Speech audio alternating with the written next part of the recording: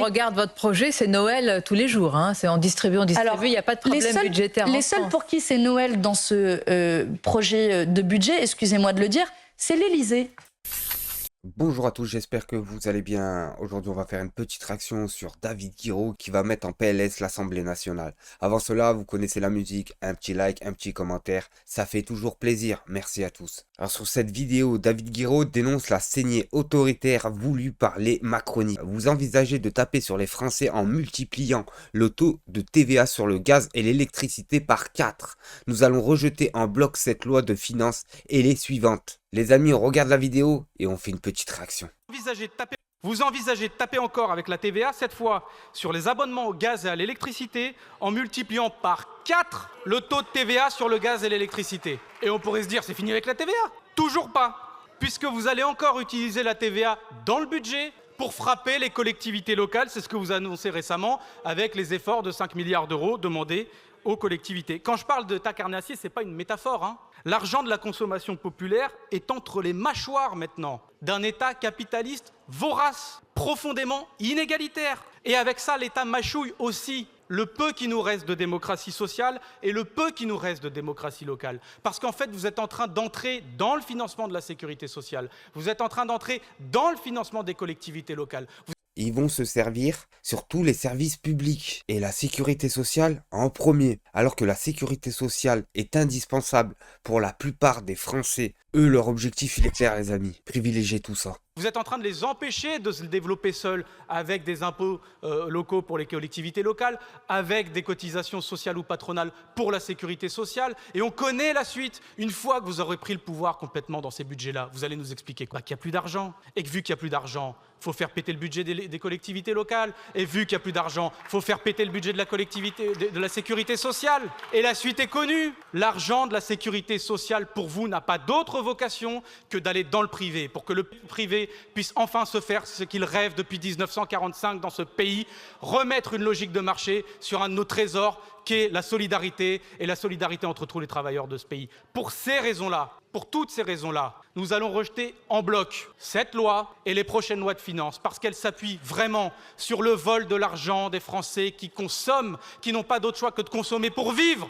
Et c'est précisément parce qu'ils n'ont pas d'autre choix que nous serons là pour les défendre. Je vous le dis les amis, David Guiraud c'est un tigre blanc. Et heureusement qu'on a des personnes comme ça pour défendre les pauvres Français de ce pays les amis. Parce qu'on l'a bien vu, la droite s'est associée avec le gouvernement macroniste. Du coup, ils ont tous le même objectif. Torpiller les Français, les amis. Et c'est ce qu'il nous expliquait David Guiraud. Ils vont multiplier par 4 les factures d'électricité et de gaz en France. Alors que les Français sont déjà comme ça, ils ont du mal à payer leur électricité. Je le rappelle, les personnes y travaillent. Le 15 du mois, il n'y a plus rien dans le frigo. Et ils continuent leur répression. Et vous avez vu les amis ? Sanofi brade les Doliprane. Faut savoir que les Doliprane appartiennent à une entreprise française qui veut revendre à une boîte américaine. Faut savoir que Mélenchon nous alertait dès novembre 2021 pour protéger de la souveraineté industrielle du pays, les amis. On regarde la vidéo et on fait une petite réaction. D'abord, rappelons que Sanofi est une entreprise qui a été créée en France,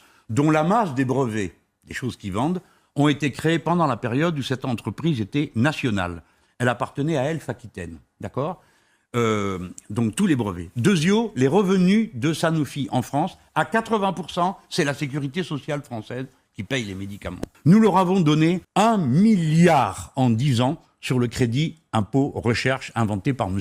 Hollande, pour payer la recherche. Et comment ces messieurs-dames ont-ils agi? Sur 11 sites, il n'en reste plus que 4 en France de recherche. Tout le reste, ils l'ont expatrié. Mais ils ont quand même pris l'argent pour la retraite, la recherche. Et j'entends ce patron, qui est un anglo-saxon qui n'a rien à voir avec notre pays, décider, dire oui, mais les États-Unis ont payé pour la recherche et pas l'Europe. Mais monsieur, c'est pas le sujet. Le sujet, c'est que cette entreprise est à nous. Et que nous pouvons, par une simple signature, vous ruiner. Il suffit que nous décidions que la totalité des produits vendus par Sanofi sont en licence libre, en gros. Bref, on a le droit de le produire ici. Et nous sommes capables, en 1 mois, 2 mois, 3 mois, d'ouvrir une usine ou d'en confisquer une pour le produire. Donc, s'il vous plaît, pas trop d'insolence. Ne vous moquez pas trop des Français.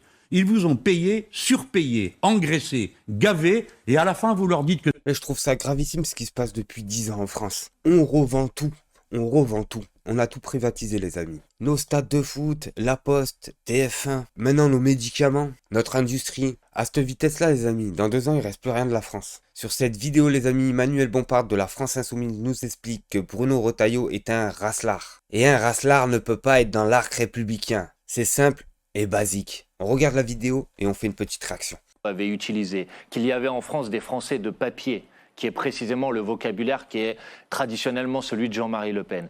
Ou quand vous avez dit qu'il y aurait en France des gens qui sont dans une régression vers des origines ethniques, je cite la phrase qui a été employée par Bruno Retailleau, excusez-moi de vous le dire, peut-être que ça va choquer, mais parler à propos de personnes de régression vers des origines ethniques, ça s'appelle tout simplement du racisme. Et ben, je pense que quand on est raciste, on n'est pas dans l'arc républicain. Et en fait, ça fait peur quand on voit le gouvernement actuel avec des ministres racelards qui se permettent de parler comme ça devant tous les Français. Bah, ça permet aux racelards de s'affirmer dans ce pays-là. Et on le voit dans toutes les émissions françaises. Je m'explique, de plus en plus, on le voit sur BFM TV, sur LCI, sur C8, etc., etc. Les présentateurs télé et les chroniqueurs télé se permettent tous à l'unisson d'avoir des mots racelards.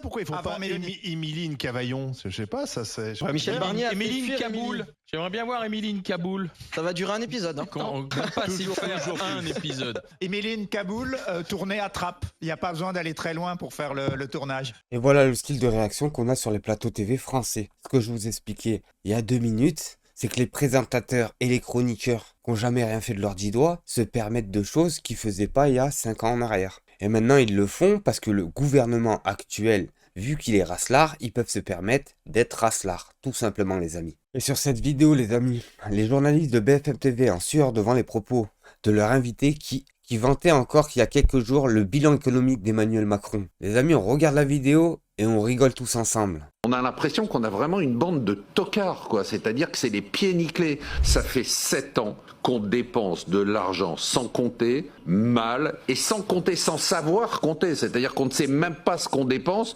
on ne sait même pas où il va. Il y avait cet excellent dossier sur les 100 milliards qui avaient été dépensés en 9 mois par le gouvernement. Et quand on lit au jour le jour la façon dont il découvre les chiffres, on a l'impression qu'on a vraiment une bande de tocards, quoi. C'est-à-dire que c'est les pieds nickelés. Donc là, comment peut-on critiquer aujourd'hui un budget? On peut dire il n'est pas parfait, on peut critiquer certaines mesures. Est-ce qu'il va briser l'élan de la croissance? Mais je sais pas, on se fout de la gueule de qui? Il n'y a pas de croissance. Il faut peut-être sacrifier une partie de la croissance à court terme qui est alimentée par des aides totalement nulles qui ne servent à rien, de l'argent qu'on met dans le carburant qui est brûlé aussi vite qu'il est dépensé pour essayer de créer un projet sur le moyen terme. Pour l'instant, on n'y est pas. Aujourd'hui, il y a une brèche, on est en train de couler. Il faut colmater la brèche. Pour colmater la brèche, il faut dire à tout le monde, la situation est grave et tout le monde doit mettre la main à la poche. Moi, la French Tech, les ETI, les entreprises, les grandes entreprises. Et lui, c'est pas n'importe qui, les amis. C'est Marc Florentino, éditorialiste de BFM TV. Il fait partie de la même équipe qu'Emmanuel Macron et même lui le met en PLS et explique aux Français que le gouvernement macroniste, son bilan ne vaut rien, ils ne savent même pas compter. Et il le dit bien, ça fait 7 ans qu'on dépense de l'argent pour rien. Sur ce, les amis, merci de m'avoir suivi, au prochain épisode.